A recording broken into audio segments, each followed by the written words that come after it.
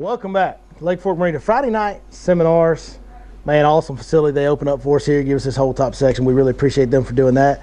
Tiffany's next door with the prime rib special every Friday night. So we do these every other Friday. So that means every time that we do these, everybody that shows up gets a chance to go eat prime rib. And that is not a bad deal. I finally got somebody not skinny next to me. I'm so happy about that. I just realized this. We eat too much marina food. That's the problem. Don't be fooled. I still eat it. Even me. So, man, we got a special guest tonight sitting immediately to my left, Mr. Zach Zeter Hughes. And Zach has one of the most accomplished tournament records on the lake that can be kind of a little bit unique for tournaments. For those that don't know, that might be watching out there on the YouTube worlds, Lake Fork has a slot limit. You can't keep anything between 16 and 24 inches. You can only keep one over 24, and you can keep either 4 or 5 under 16. And so it's kind of a special art to tournament success. And this guy has arguably been as successful at it as anybody in the history of this pond. He just won a tournament. How long ago? What, a couple weeks ago? Yep, 2 weeks ago. 2 weeks ago, just won a tournament out here. He also guides out here full time as well. So huge knowledge base. Been around. How long you been around the lake now? I grew up. I've been around it your whole life. My whole life. Yeah. I've been guiding about 10 years on it. So Yeah. when they let me, I fish tournaments. Yeah. The ones that you've been grandfathered in and all that stuff, right? Yeah.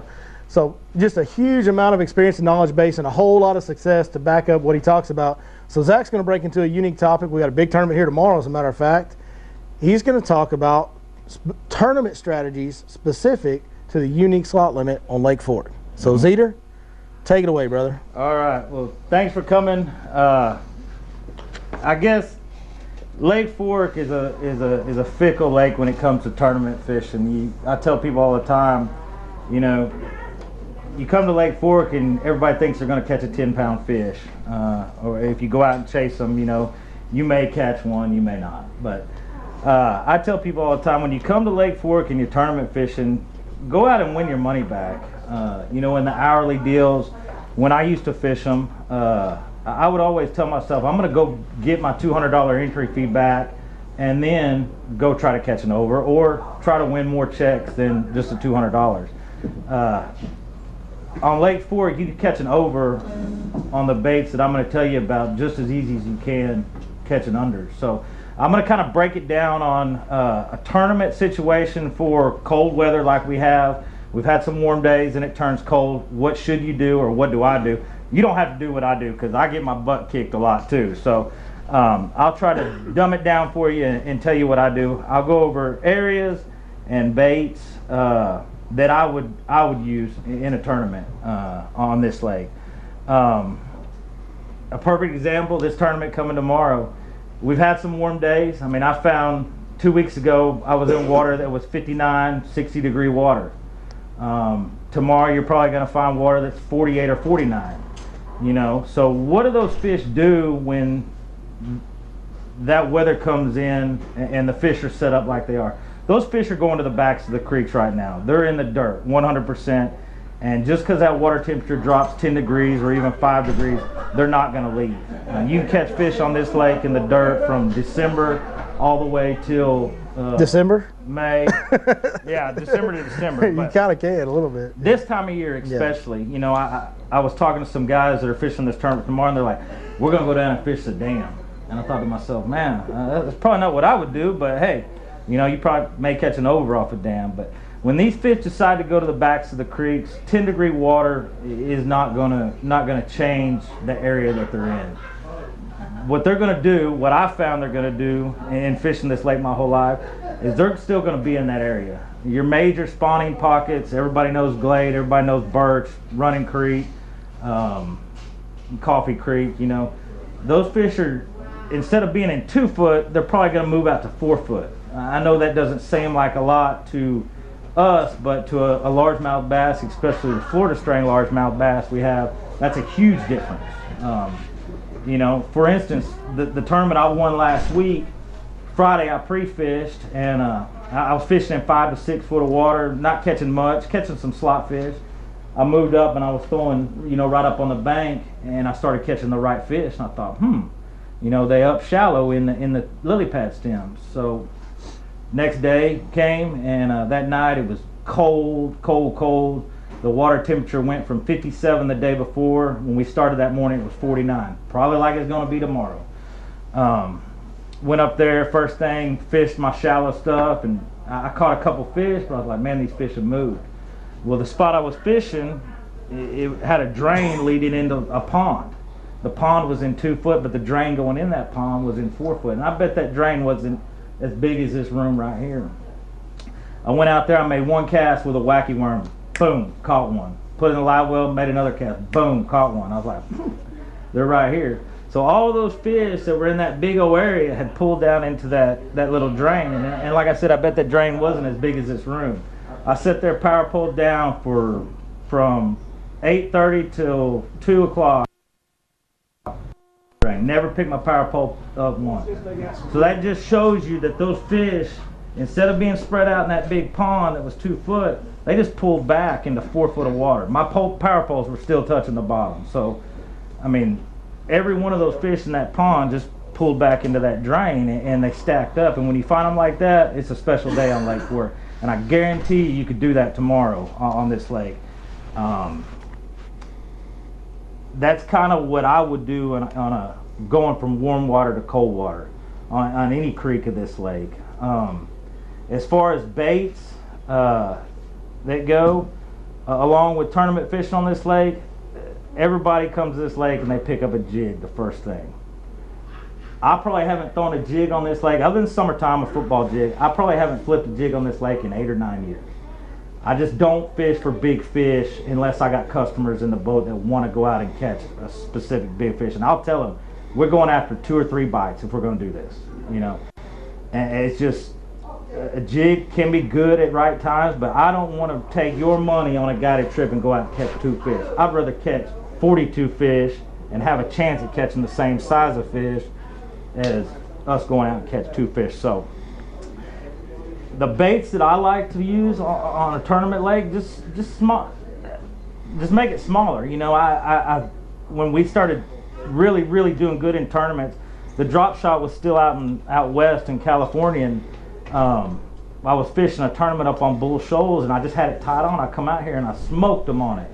Me and another guy, Eric Wright, we grew up together. We started fishing together on this lake. And, you know, we were probably one of the first ones to throw a drop shot on this lake. Nobody had ever thrown a drop shot on Lake Fork. A guy that just recently passed away, Billy Dyson, one of my best friends, I probably given him and his wife thousands of dollars when I first started fishing tournaments because he was throwing a drop shot. I thought, man, what he's doing, and he was real secret about it. Well, I brought that drop shot back from Bull Shoals, and we started catching the fish. The fish here had never seen it.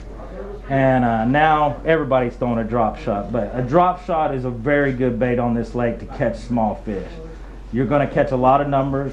I've caught the biggest fish I've ever caught on this lake. I caught it on a drop shot. So that's a good bait. It's funny that you just said that because you've been guiding here for so long. Mm-hmm. I hadn't been guiding here near as long. I hadn't fished it near as long. But the biggest fish you ever caught was on a drop shot.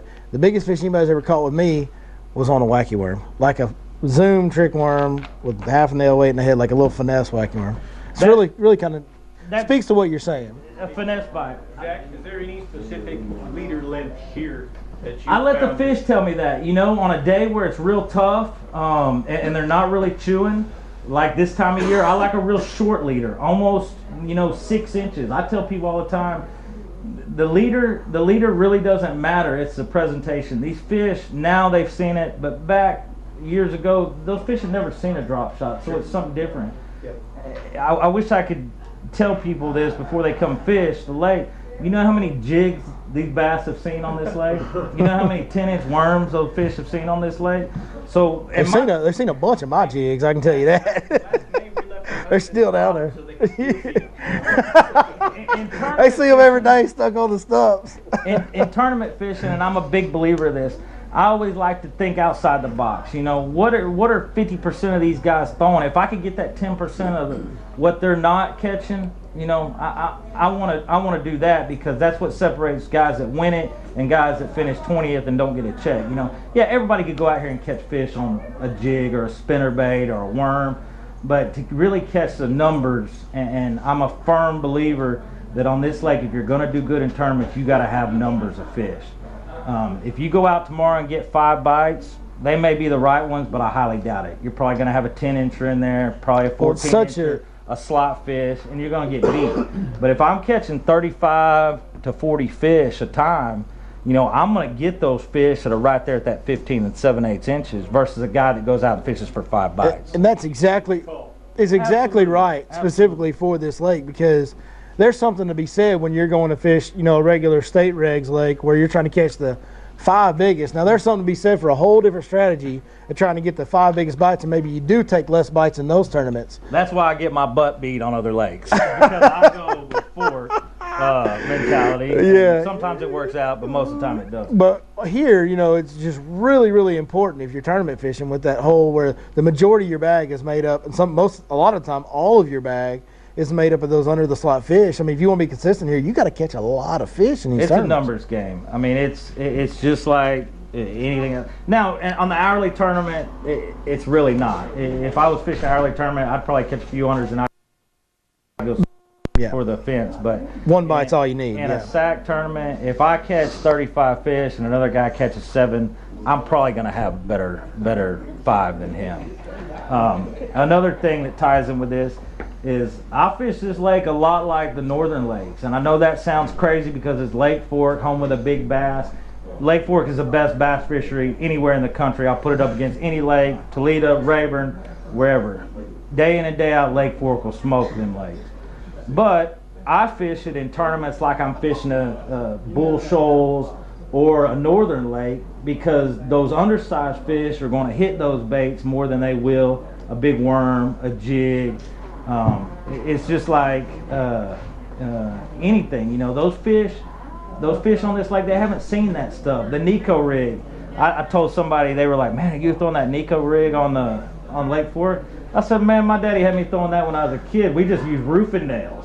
You know, we put the roofing nails in." That's just always been a wacky worm, as far as I was concerned. Right. I didn't even know it had a. You know what I figured out? All it was, because you know they turn the hook sideways in a Nico rig. Somebody just was not smart enough to figure out how to hook a wacky worm and thought they came up with something new. That's how I thought you fished a wacky worm. And then they come out with a Nico rig. And I'm like, hell, we've been throwing that for years out here. That baller, I don't know why that bugs me. That bugs the heck out of me that they think they got something with the Nico rig. I'm like, that don't make any sense at all. We've been doing that forever. That's a good wacky worm day in and day out this time of year. Is probably that's what I won that tournament 2 weeks ago, was a wacky worm trick worm. It was a Mr. Twister instead of a Zoom, just because they're my sponsor. But you know, a wacky worm catches a lot of under the slot fish. A drop shot catches a lot of under the slot fish. Even with a spinnerbait, one of my best baits right now was a spinnerbait, but I use a little spinnerbait. It's just a smaller profile bait. If you ever watch fish in a tank, you drop like at minnow bucket, they got a big old fish in the tank. You know, they're feeding that bass minnows about that big. As soon as those minnows go in there, he gobbles 3 or 4 of them up. You know, you throw a big old black salty in there, he waits a little bit. Well, that tells me, you know, those big fish will eat those smaller baits too. So the spinnerbait I throw on this lake, I bet it ain't that big. I catch a lot of unders on it, but I also catch big fish. So I guess what I'm trying to get is the baits that you use, just make them a little bit smaller. You know, a finesse worm. People tell me all the time, it used to be a joke around here when we were fishing, those are the guys that use the fairy wands. I've caught monster bass on a spinning rod on this lake. I caught a 12-2 Lake Pleasant on 5-pound test. Yeah, it's because, you know, I'm throwing a lighter bait. It's not that I want to use a spinning rod. I hate a spinning rod. But I can work those drop shots, shaky heads, you know, a wacky worm better on that style. And I'm using braid on there, so I feel like I can get those fish out if I need to. But again, what kind of leader do you use when you do that? I use a 10-pound test leader tied to a braid. But I guess the point of that is, fish this lake. If you guys try this, and it'll probably work for you, act like you're going to fish Kentucky Lake or something with a little finesse bite. Just try it and see. I promise you, your numbers will go up and your tournament standings will go up, and you'll catch big fish doing it for sure. One of the best fishermen out here on this lake, Eric Wright. If you've ever fished with him, he's a super good guy. That dude eats, sleeps, and breathes fish.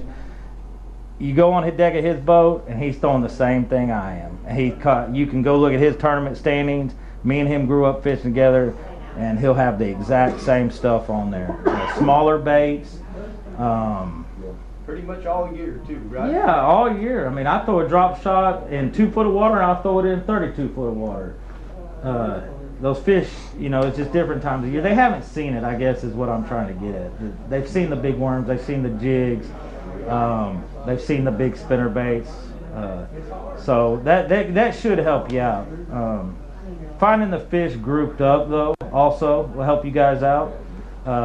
If you're fishing an area and you don't get bit, I tell people all the time, if you come fish with me, we don't get bit in 30 minutes, we're not going to stay there and milk it. You know, if the fish aren't there and they're not biting, go find biting fish. And this time of year, it's pretty easy to see. I know a creek I talk about a lot is Glade Creek, and it's because I grew up fishing. I've seen the lake 8 to 10 foot low, and I've walked across Glade Creek in a pair of waders. And I talked about this last year at the seminar, and a guy come up to me and said, man, that really dumbed it down for me, so I'll kind of go over the same thing. Glade Creek is a big old bowl, just like this floor is. In that creek, though, there's probably, I don't know, 25 or 30 drains. Oh yeah, there's a bunch that lead to the back. Well, those fish use those drains as highways, and before they go up to spawn, they're going to set in those drains. You know, them bigger females will be in them. The males will be in there. As soon as we get a warm day, the males will go up shallow, but those fish use those drains. So really, a key you guys can do is spend a little less time fishing on this lake. Break it down. What I do is, if I'm going into Glade Creek, I try to think of that like, that's the only lake I'm going to fish today, is Glade Creek. So I'll go back and forth over there in the East Pasture, and I'll find that little subtle drop of 1 foot, 2 foot. Last year I talked about, you know, the bigger stumps, the bigger oak trees and bigger boat arc trees, they're going to grow on a creek bank. So where you see the bigger stumps in the back of a creek, that's probably where a drain or a creek is. And a lot of times what I'll do, in the graphs we got nowadays, it'll actually show you the drains going in there. It'll have a little bit darker water on your graph and stuff. What I'll do is I'll just go down that drain and see, you know, on the sides of it, it may be 2 foot, but in the middle of that drain, it's 4 foot. Well, on a day where the water temperature is 49 degrees, that's where the fish are going to be. I mean, anybody knows that. And that's what I try to concentrate on, and I think that'll help you guys get more bites. Now, when they go up shallow, they'll be anywhere. But on a day where you're struggling or it's cold and the fish aren't biting, they're just like us. They're gonna try to get in a little more cover. They're gonna be in just a tad bit deeper water. They're not gonna go, you know, out of the whole creek, but they will be in those drains, I promise you. So.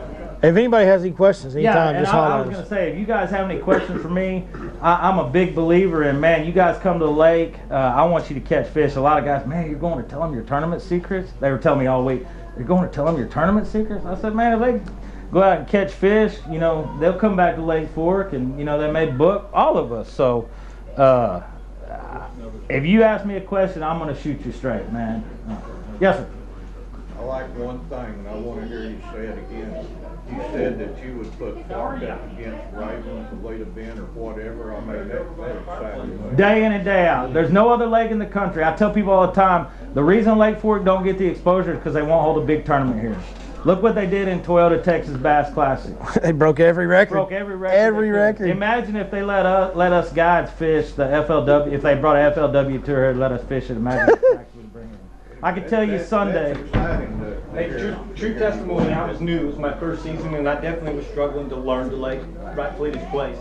But when they had those heavyweights, some of these big hitters, Mark Pack, Duplessis, if they would be in that tournament, they were on one class bigger fish, and I mean, it was unreal how good that lake was that year. No doubt. There's great fishermen on those lakes. Those guys, Castledine, Steven Johnson, they're all my buddies. If they would hold a FLW tournament here and let the guys weigh in slot fish, we'd blow your mind. Yep. Sunday we went out and just fishing. I fished from 7 to 4. I had voted 9 fish, had 12 bites. I bet our biggest bag would have gone 40 pounds. And that'll blow any tournament water. So people say, oh, Ford, you go there to catch the unders. Well, that's what we have to do. You know, if you let me bring a bag in April, I'm gonna blow most of the lakes in the country out of water on this lake just because of the size of fish that are here. So they had. Oh, it's real exciting. If you think back to 2014 and 15 when they did have the Toyota Texas Bass Classic here, In 2014, the lake was fishing pretty good. They timed it pretty well. It was a good bite. And if you think about it like this, guys, every other legendary lake out there, be it Rayburn, Toledo Bend, Falcon, Guntersville, Okeechobee, California Delta, these guys have fished these big tournaments there numerous times, like 15, 20, 30, 40 times the big tour have been to some of these lakes. They've been to Lake Fork twice, and they broke every record. Every record. Like, so just about every pro had the light bags were 20, 22. And then in 2015, when it really wasn't fishing good, the lake was flooded, everybody was kind of grinding and struggling, it still took 90 pounds in 3 days. 30-pound average when the lake is in a funk. Okay? And we're going to see it again this year. That's really maybe the most exciting part is we're going to see it this year. I'll put it like this. You show me another lake that this many people come to and fish. Per acre, too. It's a small lake. That puts out the number of fish we do. Share lunkers, 8-pounders, 5-pounders, 4-pounders. You show me another lake in the country besides Mexico, and I've been to most all the lakes in Mexico, and I'll put Fork up against any of them. Now, Fork has its tough days. I get it, but with the pressure, like I said, you know how many baits these fish see? Fork's 27,000 acres. Yeah, that's a big part of it. These other lakes are a lot bigger, don't get near the pressure per acre that Fork does, and yet Fork still kicks out. Statistical proof, Fork still kicks it out better than any other place on earth. It just does. I mean, I'm a big, it makes me mad when people get on the fishing forum or whatever and they say, oh man, we got to go to Fork, it sucks. Dude, you don't know sucks. Go fish a lake in Oklahoma or Missouri. Yeah, there are some good lakes up there. But go grind in Missouri for 3 or 4 days and then come back to Fork. You know, I've fished a lot of lakes in the country. I love Toledo Bend. I love Sam Rayburn. They're awesome lakes. But day in and day out, Lake Fork is going to, I mean, the slot fish here are unbelievable. All you got to do is grind on Lake Mead for 10 pounds. Lake Mead. And then the winners are 14, that's a giant sack. The elite guys will tell you that. I mean, they all come down, they stay with me when they come down and stuff, and they'll tell you, man, we're excited when we come to Fork. That's why they come down here to do their TV shows and stuff, because we got them. But, I mean, we kind of got off on catching remember big in fish. fairness, now are the best at the best. Yeah, they are good. Yeah, Fork's kicked my butt. I mean, I've gone off this water and been like, man, I've fished it since I was 4 years old, and I go out and catch 2 fish. That happens on any lake, though. I told somebody, you know, that before they changed this, the front, I told people, you're going to be surprised at the weights on Fork. If that front would have hit today, and instead of hitting tomorrow, Fork would have looked bad. But with the front being bad, you're going to be surprised at some of the big fish brought in tomorrow. I firmly believe there'll be some true toads brought in tomorrow. One of the things that's blown my mind here lately, and in all fairness, it has not been in my boat, okay? I have been on the struggle bus here lately, and I ain't ashamed to say it. Happens to everybody from time to time. I'm usually really good in the winter. I usually catch them better most in the winter. This year, not so much. I've been below average for sure, and I'll own up to it. But this guy, forget what he was saying, because most people don't catch him like he does. That's why we got him here, because he does catch more numbers and does catch more tournament fish than anybody else. Like, that's why he's here. But what blows my mind is I talk to a lot of people, and there's a lot of people that fish here every day that aren't catching hardly anything. Like, they're 1, 2, 3 bites a day after we got through that last warming trend in early February. What's really amazing to me, if you think about the number of fish catches that are happening and the percentage of those that are double digit or bigger right now, because it's like every day there's 1 or 2 10-pounders caught right now. There was a 13-pounder caught. Like, it's such a low number of fish catches, but yet there's such a high rate of trophy class, double digit class fish. Already. Like, if you stop and think about that, like the percentage of, there's nothing else like that in the world. It is mind-boggling when you really contemplate what's going on right now. And how many double digits are they kicking out of these other lakes around the state? But I feel like, I mean, it's insane. That is true. But I feel like, you know, I tell my customers, do you want to go after one big fish or do you want to go catch fish? I'm straight up honest with them. Because you could go out here and you could throw the big baits and you may come away with 1 or 2 fish. You may come away with 0. You may come away with 0. But I think that's kind of what we're talking about. Yeah. You change the way. I was talking to somebody that came down from Missouri over at Minnebucket. He's like, man, we've been here for 3 days and caught one fish. And I said, well, what are you throwing? Jig. I said, well, man, you know, I'd probably change it up a little bit. You know, I said, where are you fishing? 15-foot creeks with a jig. Yeah, they're there, but that's not something I would do. And I get it. You're coming from another state and you want to catch a big one. But don't complain when you go out and catch one fish. You know, if I go out and catch one fish, I'm throwing all my stuff out and bringing new stuff in, trying to figure out what they're going to eat. Because these fish will eat. Once you find what they eat, they will eat it, for sure. So, yes, sir. You're a leader with your drop shot? Mm-hmm. Is that not tied down in the reels? No, sir. It's funny you asked that. Man, I tie it all the way down to where it's right below the braid. And what I'll do a lot of times with my customers is I'll start the knot where it's at the end of the rod and the drop shot's down, and you're going to break a lot of drop shots off here. So just keep working it out. Fork's a pretty murky lake. It's not a real clear lake. And the braid they got these days, you know, I'm using 30-pound braid, so it's not that big. I'll work the worm. I'll just let it work all the way up to where it's not tied to the knot. But once it gets about that far, I'll put a new leader on it. So I don't think that really has much to do with it. It's more of I put a long leader on it first because I know we're going to break fish off, and I don't want to tie that knot so much.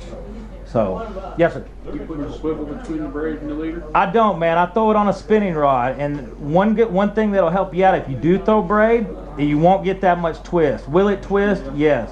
Where you're going to find the twist is when you use straight fluorocarbon throughout your whole reel. It will twist up on you that. Bad. But if you guys go to braid with a little bit of fluorocarbon, that'll help with the twist because that braid won't twist. If I may, man. Yeah, absolutely. Two things. You want to learn the Albright knot. It's a real small knot. It's kind of a pain in the butt to tie in the water, but it'll go through real nice. And when you're checking your drop shot, the best thing to do is after you've tied it up, if you just drag it by the boat through the water, your worm twirls, you're going to get a lot of line twists, obviously not in braid. But when you pull it through the water, it should just sleek straight, not swirl. If it swirls, you got to re-straighten that worm and retie your knot. Yeah, I mean, and again, we're retying so much that, you know, I'm not worried about twists that much.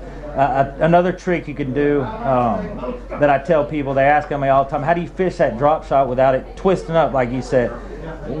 Before you go fishing, the best thing you can do with a spinning reel or a bait caster is tie that line off to a fence post and stretch it out. You know, pull that braid so it stretches out. Number one, it'll get that coating off that braid. It'll be a lot easier to fish for you. Number two, it'll stretch that braid. It will stretch a little bit. It'll get that to where it twists. What it's doing is pulling that line back on the reel, because when you take it off of a spool, when you first spool up a rod, that line is twisting more than that bait will ever twist it. So as soon as I spool up a new reel, I'll tie it to a fence post, back it all the way out of the reel, and then reel it up on there. And that'll help you with the twist, for sure. So, anybody else? What are you doing in here? You just won the tournament last weekend. Seeing how you want to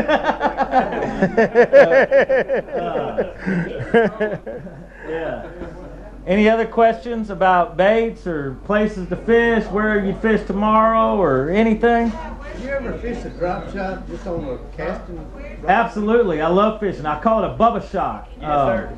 It's I call it the Texas drop shot. Yeah, it's just a heavier Yeah. I do it a lot of times with customers, because fishing a spinning reel out here, when I hand a customer a spinning reel, when they come to Lake Fork, they look at me like, are you crazy? You know? What's the advantage? There's no advantage. I feel the advantage to me is if I'm using braid, I feel like I can feel a bite a little bit more. There's advantages to both of them. If I hook a fish on a drop shot with a bait caster reel, I feel like I have more control. I tell people all the time, about 6 years ago, I hooked a fish out here. I don't know how big she was. She was over 14 pounds on a drop shot, on a spinning reel, and she absolutely kicked my butt. Biggest fish I've ever seen in the wild, especially on my line. I hooked her under the bridge. I was fishing the pillars on the bridge on a drop shot, and I hooked her. She come up, Just like a big fish does come straight to the top. When she saw the boat, she went down, she went between the pillar. And all I did was free spool, you know. So if I would have had it on a bait caster, I may have could have got that fish in, but I was fishing 10-pound test fluoro to braid, and I didn't want to get her. So there's advantages to bait casters, and there's advantages to spinning rod. But both of them work. You're going to see more line twists on a bait caster, but if you're not used to fishing a spinning rod, I never used to fish a braid on a spinning rod because I grew up at Lake Fork. My daddy never had spinning rods, you know, it was bait casters only. So when I first started fishing it, until I started fishing the northern lakes, I used a bait caster. A lot of the really good fishermen on this lake still use bait casters. You can get away. You just got to watch the twist in the line a little bit better. If you don't do it all the time, it'll give you a peace of mind throwing it on the bait caster that if you do hook a fish like that, you'll be able to get it in. So there's really advantages to both. So. Anything else? Bubba shot. Yeah, Bubba shot's what we call it, and you can throw it on 15-pound test. That's what I hand to my customers a lot of time if they're not used to a spinning reel. It's good and bad. You'll get your heart broke fishing a spinning reel out here, but for sure. It's a good man. I promise you, if you try it, there's probably going to be some other guys out here that give me some hell for telling everybody that, but everybody knows it. There's no secrets on this lake. If you think you got a secret on Lake Fork, I promise you some of these other guys, Mark Pack, Lance Vick, they fish that spot. I hear people all the time, man, so-and-so's in my spot. Well, I mean, Lake Fork's 27,000 acres. I could pretty much fish the whole east arm in a day or two if I wanted. So, you know, there's really no secret spots. It's finding, and this is another thing that kind of piggybacks on this whole deal. The best fishermen on this lake know where the fish are and when they're going to bite at that time. Okay? It's not the spot. Those fish move off that spot. Now, this time of year, they will stay in there. But I know in the summertime, a lot of us talk about, timing's a big we deal. run a milk run. Yeah, timing's a big I can deal. pretty much tell you those fish are going to hit on this spot at 9 o'clock. And they're going to shut off at 10 o'clock. Then we're going to run over here and hit another spot. It's the same way in the springtime. You know, I want to be around a concentration of fish that are feeding. I know there's fish in 10 foot of water right now. Are they feeding? I don't know. Those fish up in 2 foot of water, they're going up there for a reason. It's just like a pregnant woman. When she's ready to go, she's going to eat a bunch of food. The fish are the same way. So I tell people all the time, I'd rather fish for biting fish than fish that are not biting. So, does that make sense? Yes. And that Bubba rig, are you tying a leader on it as well? You can. I don't fish much braid on a bait caster unless I'm throwing a frog, and it's just because some of the customers I get, they'll screw a braid rod up faster than you can. I mean, it's hell to get a backlash out of a braid versus fluorocarbon. Yeah. You can. The sensitivity is I don't do it, and it's just strictly because customers. Now, if you're great with a rod and reel, absolutely you can. It'll save on the twist, but not me. If I'm throwing braid, it's on a spinning rod, unless I'm throwing a frog. So, yes, sir. Any other questions? Yes, sir. You ever fish that Ned rig? I have. I don't fish it much here. It could be the next hottest thing here until they stop biting a Wacky Worm or a drop shot. You know, I fished it up in the northern lakes and real clear lakes, but I haven't fished it much here. I have a hard time. I know this is going to sound contrary to what I'm saying. I have a hard time throwing a chunk of Cinco when I could throw a 4-inch Cinco. It's just not that much different, you know. To me, but it may work. It may be the next hottest thing that comes to Lake Fork. If you look at Lake Fork from when I was a kid to now, Lake Fork goes in phases of baits. Okay, when Lake Fork first opened, everybody that come out here threw a jig. You could catch 25 to 30 fish on a jig anytime. Then it went to a spinner bait. The hottest bait on the lake was an orange-red spinner bait with gold blades. Then it went to a 10-inch worm. Now it's kind of on the drop shot phase. I tell people all the time that I think the drop shot phase on this lake is probably going away. It's going to a Wacky Worm or the Nico rig, what we call an old school Wacky Worm, putting a nail For y'all that don't know what a Nico rig is, putting a nail in the end of a worm and you're working it wacky so the worm backs up. When I said we used to do it, we used to buy a bunch of roofing nails, put them in a trick worm or whatever, and when you work that worm, it'll get that worm to back up on those fish. I think it drives the fish crazy. So I think, you know, the fish have seen enough drop shots over the years. Now, are you still going to go out and catch 30 or 40 fish on a drop shot? Absolutely. We do it all the time. But it's not like we used to when we first started fishing them here. So a Nico rig or a Ned rig may be the next hottest thing on the lake. I feel like there's always phases to lake of what the fish haven't seen, and that's why all these people coming out with these new ways to fish, these baits, they're doing good on them because the fish haven't seen them. Yeah. You know, they don't know what it is. I promise you, these fish on here have seen a jig, a 10-inch worm, a spinnerbait, stuff like that. What's your color choice? If you gave me one worm to go out on this lake right now, I'd have to go with tomato. I want a lot of money off tomato. I feel like a red bait on Lake Fork you can't go wrong with. And that's the color. Well, back in the day, what'd you say about spinnerbait? Orange and red. Red spinnerbait. Lipless crankbait's been here for time, kind of held its own little place for a lot of years, and we throw a lot of red in that. And I mean, it's the deal. Red's the thing. I tell you, last Saturday, or the Saturday before when I fished that tournament, I started throwing a Wacky Worm, and the water was real tantric color. It was like a tea color. And I thought, you know what, a chartreuse pumpkin will work. I threw out there and I caught 3 fish on 3 consecutive casts with a chartreuse pumpkin. I said, man, we got them. Then it shut off for about 30 minutes. I told my partner, I said, man, what color do you think they'll hit? I tied on a candy bug, like a darker purple with a little bit of green flake. Threw it out there, and I mean, instantly started catching fish. They shut off. I'm like, now what are we going to do, you know?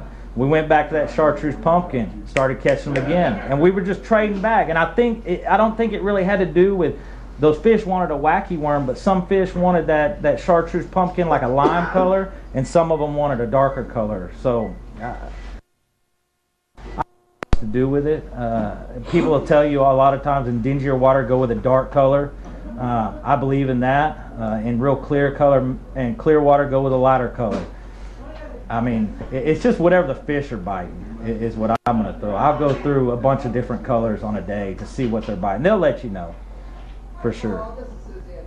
So, but if I had one color, it'd be tomato on this lake. Yes, sir. You ever throw an MJ rig? I'm sorry? You ever throw an MJ rig? MJ rig. Blade on the back of the Cinco, little willow blade on the Cinco. Man, I've thrown it. To be honest, this is going to sound crazy, but I want to catch too many fish to be worried about a blade coming off every time. You know what I'm saying? So does it work? They make a new rig that the blade is attached to the hook and it's got a long swing on the back. That may be better, but I don't want to deal with a blade that I'm having to donate to the lake. You know, like I said, if I was fishing for 2 or 3 bites, I could see myself throwing it. So I did throw it extensively when I first found out about it. For those that don't know, MJ rig is a 5-inch stick bait that you screw a little tiny willow blade in the back of the tail. And yes, it is very prone to get ripped out when you're fighting a fish. When the fish bites it, it is very effective. It does catch fish. I caught a lot of fish on it when I used it. But what Zach says, if you're fishing a tournament, you're trying to be efficient and trying to catch as many fish as possible. You spend a lot of time jacking with that blade on the back of them worms. I mean, how many times when you're catching a fish on a stick bait, a Cinco, or a trick worm, how many times does that fish throw that worm off while you're fighting him? Now, every time he does that, you got to go screw another screw. You know, like it's just a whole nother process that does eat up a lot of time. And I literally kind of faded away from it for that exact reason. It was just, it worked well, but there was other things that worked well too, and that was kind of a pain to maintain. So I wouldn't hesitate to throw it if I was looking for some bites. Absolutely. I mean, that's another thing. The fish haven't seen much of it. Really different. That's a really different deal, yeah. Use it a lot on the West Coast, great bite generator, but he's right on course. It's very time consuming, and you're going to lose a lot of. Every time you catch fish, you're going to fling that usually, even super gluing it in. I'm a big believer in, you know, I may get my butt kicked, but if I can use something that these fish haven't seen, it's just like us. You know, when we see something we haven't seen, you know, you're like, whoa, that looks good. I feel like fish do the same thing, you know. It's just, that's that's how I am on this lake. What is a good fluorocarbon line? Cigar. I use Cigar strictly, and I just had, and it's not because that I haven't found another one that works. A lot of people in our line of work, man, it's pretty much whatever you're sponsored by. So I haven't fished much of the trilene fluorocarbon. I love Berkeley trilene. I love Berkeley stuff. So I'm a Cigar guy, but Berkeley trilene is just as good. I don't know that there's a bad one. Sunline makes a good one. There used to be some that were more brittle and more prone to kind of crimp themselves off at the knot, but technology's gotten good on that line. And man, I used to not like that Berkeley trilene fluorocarbon at all a few years back, but they kind of reformulated it, and it is a very smooth, very good fluorocarbon. I use Cigar as well, and I use Red Label because two things: it's really tough and strong, and it's about as cheap as a fluorocarbon gets. And we go through a lot of line in our line of work, so the Red, it is tough, it is dependable. My customers aren't going to lose a fish because of my line, and it's cheaper. Yeah, Now, the backlash, and you got to put another 200 yards of line on there. yeah, I mean, I can't tell you how many times has this happened as a guide where you just respool, your spool got low from retying and breakoffs and all that, so you respool your fluorocarbon on there, and right out the gate, first 5 minutes next morning, what's the customer do? But I'm not mad at that client. That's my job. It's my job to provide that gear, but it's something that we have to take into consideration as a business. So, yeah, that's what Whatever I you're use. confident with. InvisX is great too. Like all that stuff's real good. I've had some bad experiences with it. Yeah. Oh, I have too. I mean, and again, I don't know that that's the brand. I've opened a brand new package of Cigar line, put it on there, and snap a hook, set immediately. We're going to get bad batches of line. You get bad spools. I did the same thing with P-line. P-line fluorocarbon does the same thing to me, exact Don't same buy it thing. up in bulk. Don't keep it. It doesn't keep in the closet for a while. Even in the air climate, it doesn't age well. You're going to get bad batches, though. It's just like anything they make nowadays. They're trying to make it as cheap as possible and make enough money. I mean, It's hot and cold in the boat. you're going to get bad batches. I've gotten bad batches before. I'm like, damn, I'm not even using Cigar no more, and then go buy another roll and it's perfect. So Yep. you will get bad batches. So, any other questions? Buddy, we sure appreciate it, man. Alrighty, Zach, man. also, hey, where Yes, sir. can we find more information on Zach's guide service? You can go to Lake Fork Guide, ZachHughes.com. Twitter, Snapchat. I'm not a Facebook guy. I'm kind of old school, so I don't really care what people are doing, and I don't want people to know what I'm doing a lot of times. So if you follow me on Snapchat or Twitter, I usually post what my customers are catching that day, and I'll give you a little report. But man, if you guys, I tell people all the time, a lot of guides are tight-lipped about their spots or their baits. But I'll shoot you guys straight. If you guys got a question, if you got a tournament coming up and you say, man, I want to call Zach and just see what they're doing, I'll tell you what end of the lake I'm fishing. I'm not a guy. He will. He says stuff sometimes, and I'm like, dude, shh, be quiet. I'm not a guy that says, hey, I'm going to keep this to myself. There are no secrets on this lake. If you think you got one, somebody else is doing the exact same thing. So if you guys fit into that category. If you guys ever have a question about line, rods, reels, fishing in general, if you're going to another lake around the country, I have my cell phone on me 24/7. Unless I'm in the boat, I don't answer it a lot of times when I'm with customers. But leave me a message and I'll call you back. I'm here to help y'all, man. I mean, I get to do it every day. I tell people I got the best job in the world. I get to fish and hunt for a living. And if you're coming to the lake that I work on, I want you guys to catch fish because it's going to keep you coming back. You bring your friends, you'll buy the products around the lake. So I'm going to shoot you straight. I'll try to point you in the right direction. So if you guys ever need anything, definitely give me a call. I'll help you out for sure. Say the website one more time. It's Lake Fork Guide, ZachHughes.com, or you could find me on Twitter or Snapchat or whatever you guys. Call me, man. I'll tell you. I'll shoot you straight. Be sure to put the water temperature on. Hey, man, It's cold. It's gonna be cold. It's cold. It's gonna be getting cold. colder. Those fish are gonna be there. So. Well, Zach, man, we really Yes, sir. appreciate you I stopping by appreciate tonight. you. Everybody, big round of applause for Zach Hughes. Thank you, sir. Good luck. Come on in, Mike. Thank you, man. Man, what a great job. What a great representative steward for Lake Fork and the fishing community in general this guy is. I mean, He's one of my favorite people out here. Has been for a long time. You know, there can be some of that exclusivity in the fishing world, right? Like there's the haves and the have-nots, and the has and the hasn't. And he's definitely a has and a have among and like beyond most, even among the best. In all the outdoors, I was going to make a funny. Yeah, and the deal about him is from day one, since the first time I met him, he treated me like his best friend. And that's how he does everybody. He is an awesome person. He's a super, just instinctively knowledgeable guy about the outdoors, and can't say enough and can't thank him enough for coming. So Yeah, I can tell you, if God forbid we ever had to have rough times, that's one guy right there. he speaks Right there, can keep you alive. He can call them ducks. I'm telling you, that boy speaks Duckanese for sure. He knows deer. He knows it all, man. That's what I'm saying. Well, Mike, it's time for Mr. Mike McFarland to get into a topic tonight, and